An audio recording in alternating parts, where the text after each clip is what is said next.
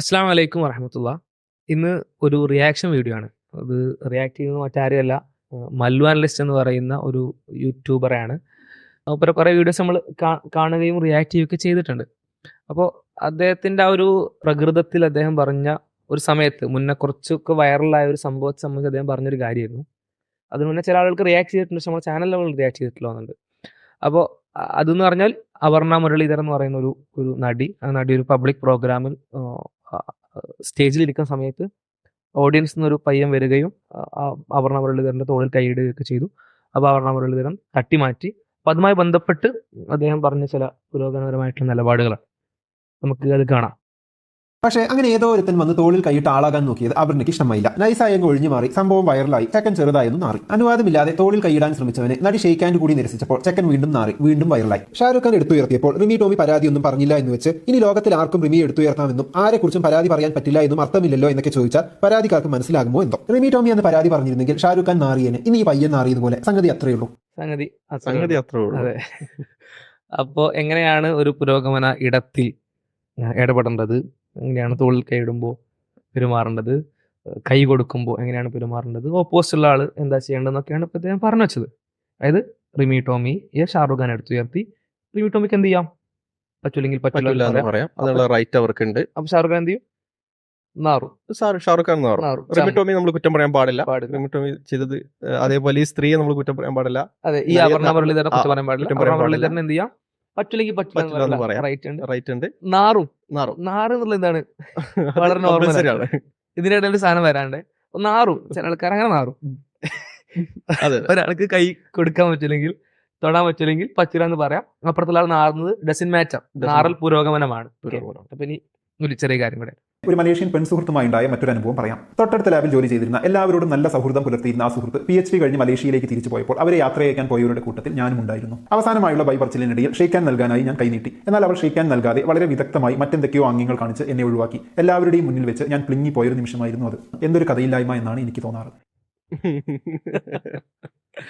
അതായത് ഇത് കുറച്ച് മുന്നത്തെ വീഡിയോ ആണല്ലോ. എൻ്റെ ആ വീഡിയോ ഇടുന്നതിന് കുറച്ച് മുന്നത്തെ വീഡിയോ. ഒരു പറയുന്നത് മുപ്പൊരു സുഹൃത്തായിട്ടുള്ള ആൾക്ക് കൈ കൊടുത്തു. ആള് റിമി ടോമിക്കുള്ള അവകാശം പോലെ, അപർണ മുരളീധരനുള്ള അവകാശം പോലെ ആള് നിരസിച്ചു പറഞ്ഞു. അപ്പൊ മല്ലു നാറിപ്പോയി എന്നാണ്, പ്ലിങ്ങിപ്പോയി. അപ്പൊ അത് എന്തൊരു കഥയില്ലാത്ത, അതായത് അവർ പറഞ്ഞു ആ വീട്ടിൽ അയാൾ പറഞ്ഞു തരുന്നത് പറഞ്ഞാല് മലേഷ്യയിലെ ഇസ്ലാം കൾച്ചർ അനുസരിച്ച് സ്ത്രീകൾക്ക് അന്യപുരുഷരെ തൊടാൻ പാടില്ലാത്തത് കൊണ്ടാണ് അവൾ ഷെയ്ക്കാൻ തരാതിരുന്നതെന്ന്. എന്തൊരു കഥയില്ലായ്മ എന്നാണ് എനിക്ക് തോന്നാറ്. ഈ സ്ത്രീ എന്ന് പറഞ്ഞാൽ മതപരമായിട്ട് കുറച്ചു കാലം ശ്രദ്ധിക്കുന്ന സ്ത്രീയാണ്. ഒരു മുസ്ലിം സ്ത്രീ ആയിരുന്നു. സ്വാഭാവികമായിട്ടും മുസ്ലിം സ്ത്രീ ആകുമ്പോൾ, സ്ത്രീ ആണെങ്കിലും പുരുഷനാണെങ്കിലും ഒക്കെ ഓപ്പോസിറ്റ് സെക്സിന് ടച്ച് ചെയ്യുകയോ സ്പർശിക്കുകയോ ചെയ്യില്ല, മതപരമായ കാര്യങ്ങൾ ശ്രദ്ധിക്കുന്നവരാണെങ്കിൽ. അപ്പം അത്തരത്തിൽ ശ്രദ്ധിച്ച് അവരുടെ കംഫർട്ടിനനുസരിച്ച്, അവർക്ക് പേഴ്സണൽ കംഫർട്ട് ഉണ്ടാവാം, മതപരമായ കൺസേൺസ് ഉണ്ടാവാം. ഒരാളുടെ കംഫർട്ട് തീരുമാനിക്കുന്ന അയാളുടെ ബിലീഫ്സും അയാളെ പറ്റി കരുതുന്ന കാര്യങ്ങളും അയാളുടെ കൺസെപ്റ്റ്സ് ഐഡിയാസ് ഒക്കെയാണ്. അപ്പോൾ ആസ് പെർ ദാറ്റ്, അല്ലെങ്കിൽ ആ അറ്റ്മോസ്ഫിയർ പ്രകാരം അവർ ഡിസ്കംഫർട്ടാണ് ഒരാൾ ഒരു മെയിലിനോട് തൊടാം. അപ്പം ആ നിലക്ക് അവർ തീരുമാനം എടുത്തപ്പോൾ അവർ കഥയില്ലാത്ത ആളായി. അതെ. എന്നാൽ റിമി ടോമിയും അപർണ ബാലമുരളിയും അതേ തീരുമാനം എടുക്കുമ്പോൾ പ്രശ്നമില്ല, അത് അവരുടെ അവകാശമാണ്. ഷാറൂഖ് ഖാൻ നാറാം, മറ്റവർക്ക് നാറിപ്പോവാണ് ചെയ്യുന്നത്. പക്ഷെ എന്റെ കേസിൽ നാറാൻ പാടില്ല, പിങ്ങാൻ പാടില്ല. ഇതൊരു വളരെ വളരെ കൃത്യമായ ഹിപ്പോക്രസി നമുക്ക് ഇവിടെ മനസ്സിലാക്കാൻ പറ്റുന്നതാണ്. പ്ലസ് ലിബറൽ വേൾഡ് വ്യൂവിന്റെ ഭയങ്കരമായ ഇൻകൺസിസ്റ്റൻസി തീർച്ചയായിട്ടും നമുക്ക് ഇവിടെ മനസ്സിലാക്കാൻ പറ്റും. അതായത് അവർക്കൊരു സഹോദരങ്ങളെ എത്ര വിഷയങ്ങൾ, കൺസെന്റ് വിഷയം നമ്മൾ പറഞ്ഞു, റിലേഷൻഷിപ്പ് വിഷയം നമ്മൾ പറഞ്ഞു, എല്ലാ വിഷയം എടുത്ത് നോക്കിയാലും കോൺട്രഡിക്ഷൻ കൊണ്ട് നിറഞ്ഞൊരു വേൾഡ് വ്യൂ ആണിത്. ഒരു സ്ഥലത്ത് അവരെടുത്ത പൊസിഷൻ വേറെ സ്ഥലത്ത് അവർക്ക് ഹോൾഡ് ചെയ്യാൻ പറ്റില്ല. ഒരു സ്ഥലത്ത് ഹോൾഡ് ചെയ്യുന്ന വിഷയം വേറെ സ്ഥലത്ത് കോംപ്രമൈസ് ചെയ്യേണ്ടി വരും. അത് കൺസിസ്റ്റൻസി ഇല്ലാത്ത, നിലനിൽക്കാത്ത, ഇനി നിലനിന്നാൽ തന്നെ ആളുകളുടെ മെന്റൽ ഹെൽത്തിനെയും ഫിസിക്കൽ ഹെൽത്തിനെയും സോഷ്യൽ കണ്ടീഷനെയും സ്റ്റെബിളാക്കി കൊണ്ടുപോകാൻ പറ്റാത്തൊരു വേൾഡ് വ്യൂ ആണ് ഇതെന്നുള്ളത് വളരെ ക്ലിയർ ആയിട്ട് തെളിയിക്കുന്ന ഒരുപാട് എക്സാമ്പിൾസ്.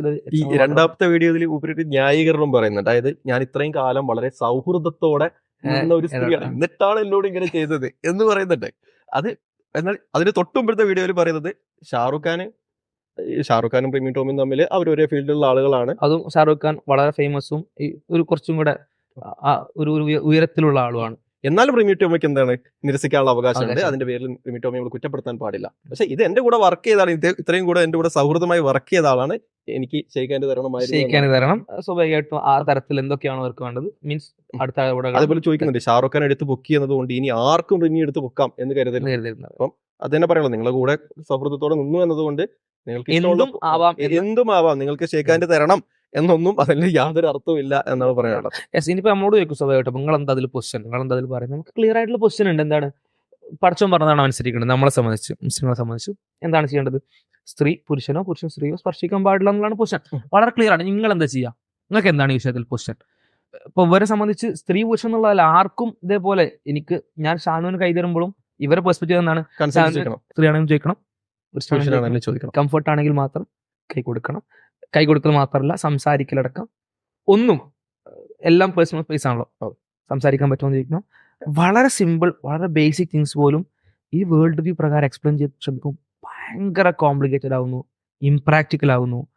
ഇവർ പറയുന്ന പോളിസീസും ക്രൈറ്റീരിയാസ് പോലും പാലിക്കാൻ പറ്റാത്ത ഒരു കണ്ടീഷനിലേക്ക് പോകുന്നു അതാണ്. അതെ, ഇത് നമുക്കറിയാം. ഇപ്പം എൻ്റെ കൂടെ സുഹൃത്തായിട്ട് ഒരുപാട് കാലം ജോലി ചെയ്യുന്ന ഒരു പുരുഷനോട് ഒരു പക്ഷെ ഞാൻ ഷേക്ക് ഹാൻഡ് ചോദിക്കുകയോ അതല്ലെങ്കിൽ തോളിൽ കൈയിടുകയോ ചെയ്താൽ സ്വാഭാവികമായും ഒരു പ്രശ്നം ഉണ്ടാവില്ല എന്നുള്ളത് നമുക്ക് ഓൾറെഡി അറിയാം. എന്നാൽ ഇതേ ഇഷ്യൂ എന്താണ് ഈ ഒരു വേൾഡ് opposite- വ്യൂവിൽ ഈ ഓപ്പോസിറ്റ് ജെൻഡറിന് ഉണ്ടാവില്ല.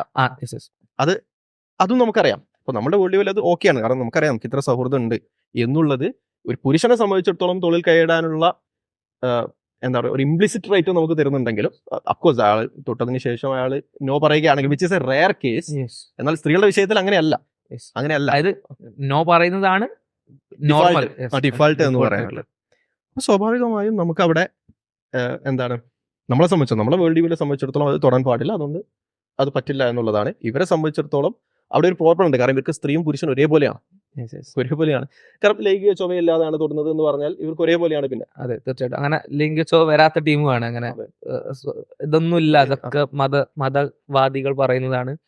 അങ്ങനെയൊന്നും അല്ല ആണുങ്ങൾ, അങ്ങനെ നല്ല പെണ്ണുങ്ങൾ എന്നൊക്കെ പറയുന്ന ടീംസാണ്. ഇനി എന്തായാലും പ്ലിങ്ങിപ്പോയി അൾട്ടിമേറ്റ്ലി പറഞ്ഞാൽ. അപ്പോൾ ഇൻഷാല്ലാ ഇതേപോലത്തെ വേറെ ഹിപ്പോക്രസീസ് ആൻഡ് വേറെ വീഡിയോ റിയാക്ഷൻസുമായിട്ട് കൊണ്ടുവരാം.